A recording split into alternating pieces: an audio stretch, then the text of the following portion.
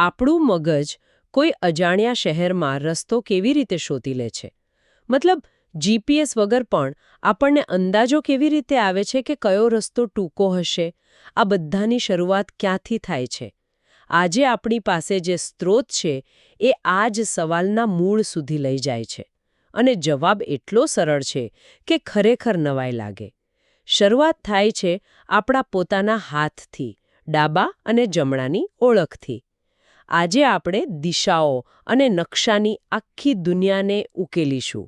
અને આ માત્ર બાળકો માટેની વાત નથી, ખબર છે? આ તો આપણા મગજની ઓપરેટિંગ સિસ્ટમ સમજવા જેવું છે. ડાબું, જમણું, આગળ પાછળ, આ જે પાયાની સમજ છે ને, એ જ આપણને ગાડી ચલાવવાથી લઈને ઓનલાઈન શોપિંગ વેબસાઇટ પર નેવિગેટ કરવા સુધી દરેક જગ્યાએ મદદ કરે છે. એટલે આ સ્ત્રોત ભલે સરળ લાગે, પણ એ બતાવે છે કે આપણી અવકાશી સમજ, જેને સ્પેશિયલ રીઝનિંગ કહીએ, એના પાયાના પથ્થરો કેવી રીતે ગોઠવાય છે. ચાલો ત્યારે એ પાયાના પહેલા પથ્થરથી જ શરૂ કરીએ. સ્ત્રોતની શરૂઆત એક એવી પ્રવૃત્તિથી થાય છે જે કદાચ આપણને બધાને કિન્ડરગાર્ટનની યાદ અપાવે. એક કાગળ પર છાપેલા હાથના પંજા પર પોતાનો હાથ મૂકવાનો છે. જે હાથ બરાબર બંધ બેસી જાય એ આપણો જમણો હાથ.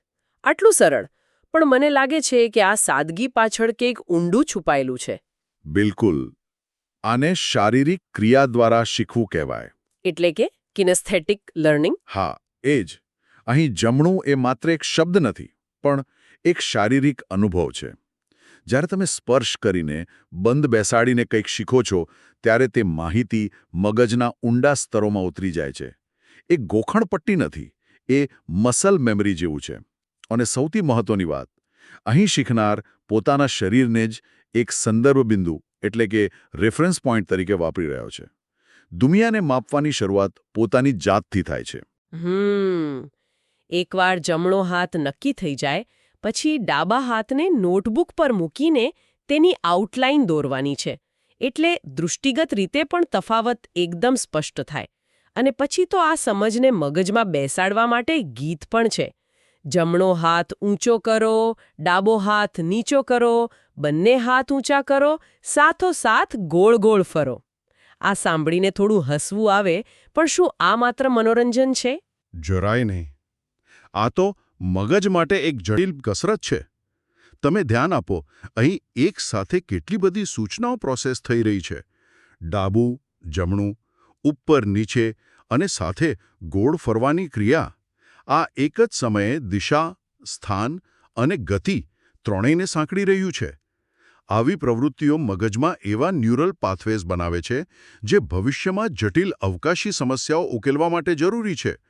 આ એક રીતે કહી શકાય કે મગજના આંતરિક જીપીએસને કેલિબ્રેટ કરવા જેવું છે. વાહ!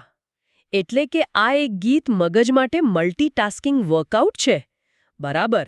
તો એકવાર પોતાના શરીરનું જીપીએસ કેલિબ્રેટ થઈ જાય, પછી આ સમજને બહારની દુનિયામાં કેવી રીતે લઈ જવી? સ્ત્રોત અહીંથી બહુ જ કુદરતી રીતે આગળ વધે છે. તે સીધા આપણી આસપાસના વાતાવરણ પર ફોકસ કરે છે. હા, હવે શીખવાની પ્રક્રિયા સ્વથી પર્યાવરણ તરફ જાય છે. અને પ્રશ્નો પણ બહુ સીધા છે. તમારી આગળ શું છે? તમારી ડાબી તરફ શું છે? તમે કોની જમણી બાજુએ બેઠા છો? આ પ્રશ્નો શીખનારને સતત પોતાને કેન્દ્રમાં રાખીને આસપાસની દુનિયાને ગોઠવવા માટે એક રીતે મજબૂર કરે છે. મારાથી ડાબી બાજુએ બારી છે એ વાક્ય સાદું લાગે, પણ તે પોતાના અસ્તિત્વ અને બીજી વસ્તુના અસ્તિત્વ વચ્ચે એક સંબંધ સ્થાપિત કરી રહ્યું છે. અને અહીંથી જ મને લાગે છે કે આ સ્ત્રોતનો સૌથી રસપ્રદ વળાંક આવે છે. તે રુચિરા નામના એક પાત્રનો પરિચય કરાવે છે. એક ચિત્રમાં રુચિરા વચ્ચે ઊભી છે અને સૂચનાઓ છે. રુચિરાની પાછળ પુસ્તક દોરો, રુચિરાની ડાબી બાજુ ખુરશી દોરો. અચાનક વાત મારી ડાબી જમણી બાજુની નથી રહી, પણ રુચિરાની ડાબી જમણી બાજુની થઈ ગઈ છે. આ તો એક બહુ મોટો માનસિક કૂદકો હોય એવું લાગે છે. આ ખૂબ જ નિર્ણાયક તબક્કો છે. તમે બરાબર પકડ્યું. આને દૃષ્ટિકોણ બદલવાની ક્ષમતા એટલે કે પર્સ્પેક્ટિવ ટેકિંગ કહેવાય. અત્યાર સુધી હું બ્રહ્માંડનું કેન્દ્ર હતો. હવે રુચિરા કેન્દ્ર છે. અને આ ક્ષમતા માત્ર નકશા વાંચવા માટે જ નહીં, પણ સામાજિક સંબંધો અને સહાનુભૂતિ એમ્પથી માટે પણ પાયાની છે. બીજાના દૃષ્ટિકોણથી દુનિયાને જોવી, ટેકનિકલ ભાષામાં કહીએ તો અત્યાર સુધી સંદર્ભ બિંદુ અંદર હતું, હવે તે બહાર છે. એટલે કે રુચિરા અહીં ગ્રાફ પેપરના સેન્ટર પોઈન્ટ જેવી છે અને બધું તેની આસપાસ ગોઠવાયેલું છે. આ તો આખી દુનિયાને ગણિતની નજરે જોવાની શરૂઆત થઈ. બિલકુલ. રુચિરા એક કોઓર્ડિનેટ સિસ્ટમનું ઉગમ બિંદુ, ઓરિજિન છે. આ પ્રવૃત્તિ અજાણતા જ એબ્સ્ટ્રેક્ટ ગણિત અને ભૂમિતિના પાયા નાખી રહી છે. આ અદ્ભુત છે. તો એકવાર આપણે બીજાના દૃષ્ટિકોણથી દિશાઓ સમજી લઈએ, પછી સ્ત્રોત આપણને એક વાસ્તવિક સમસ્યા ઉકેલવા તરફ લઈ જાય છે. રુચિરાને ઘરેથી શાળાએ પહોંચાડવી એક નકશો છે અને તેના પર રસ્તો દોરવાનો છે. હા, હવે આપણે સિદ્ધાંતિક સમજમાંથી વ્યવહારુ ઉપયોગ તરફ જઈ રહ્યા છીએ. આ એક ક્લાસિક સમસ્યા નિવારણ પ્રોબ્લેમ સોલ્વિંગની કસરત છે. તમારી પાસે એક શરૂઆતનું બિંદુ છે, એટલે કે ઘર.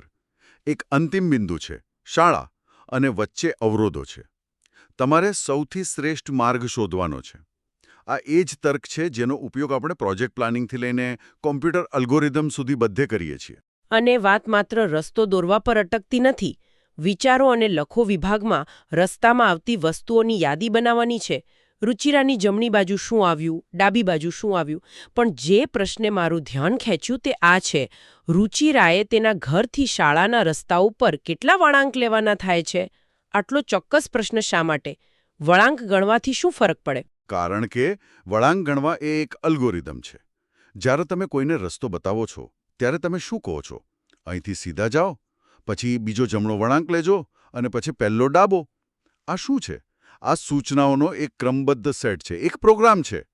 વળાંકોની ગણતરી કરવી એ મગજને ક્રમમાં વિચારવા, સિક્વન્શિયલ થિંકિંગ માટે તાલીમ આપે છે. એક મિનિટ, તમે એમ કહો છો કે બાળકને નકશા પર વળાંક ગણાવવા એ ભવિષ્યમાં કોડિંગ શીખવાનો પાયો નાખી રહ્યું છે? આ તો ગજબનું કનેક્શન છે. મેં ક્યારે આ રીતે વિચાર્યું નહોતું. સીધી રીતે નહીં, પણ પરોક્ષ રીતે ચોક્કસ. કોડિંગનું મૂળભૂત તર્ક શું છે? સૂચનાઓને યોગ્ય ક્રમમાં ગોઠવવી. આ પ્રવૃત્તિ એ જ તર્કને ભૌતિક દુનિયામાં લાગુ પાડી રહી છે. એ તર્કની શક્તિને વિકસાવી રહી છે. અદ્ભુત.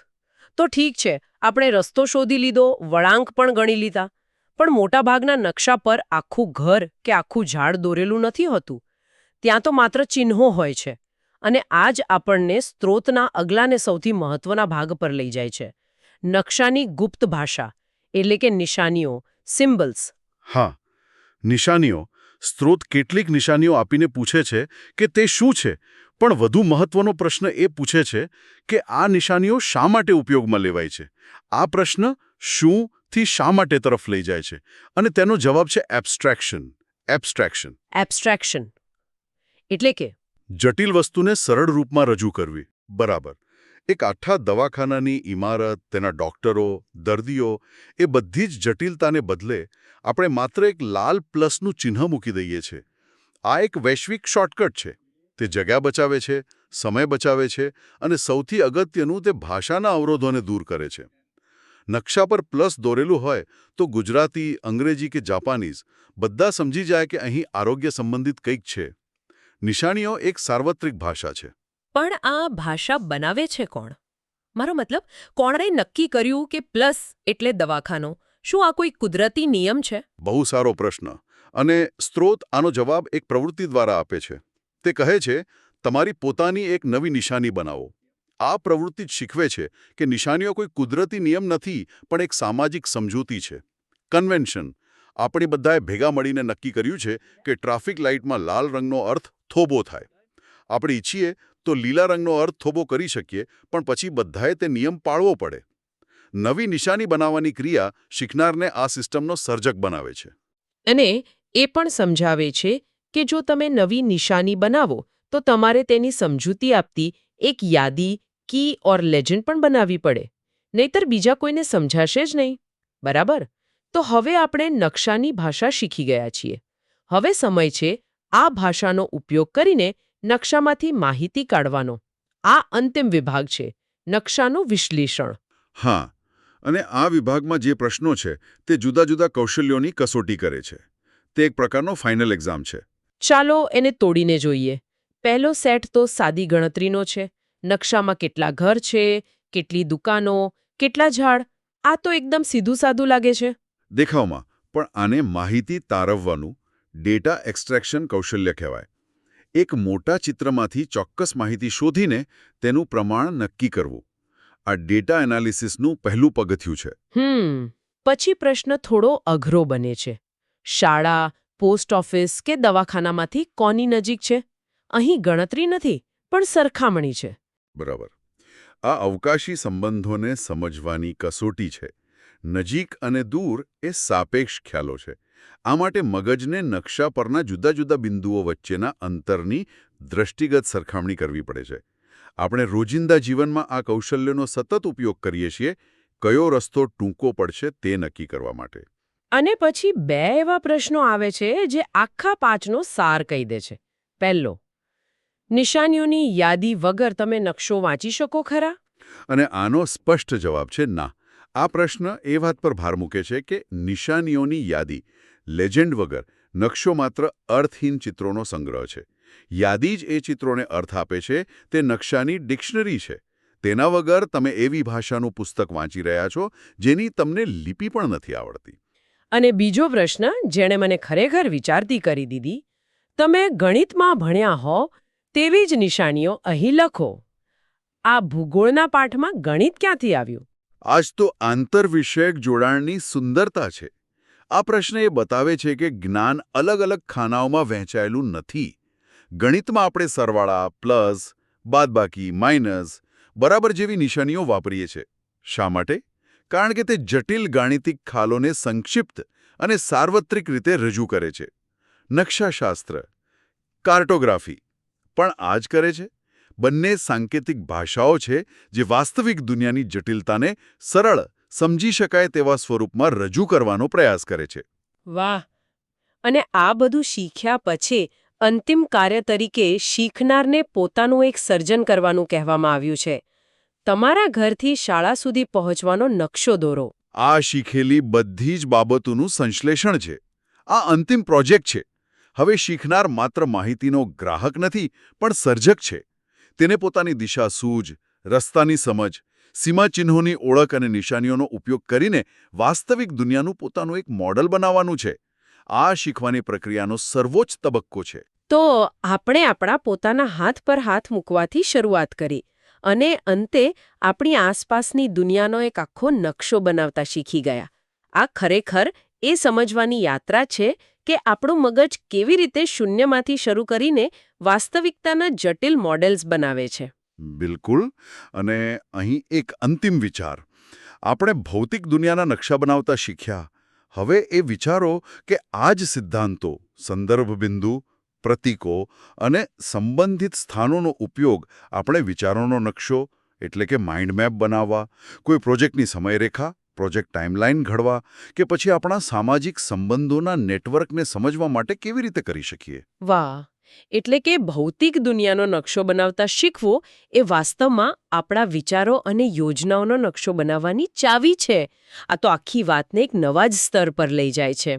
ભૌતિક દુનિયાને સમજવાને નિયમો અમૂર્ત દુનિયાને સમજવા માટેનો માર્ગ બની શકે છે. આનાથી વધુ સારો વિચાર આજના વિશ્લેષણને પૂરો કરવા માટે બીજો કયો હોઈ શકે?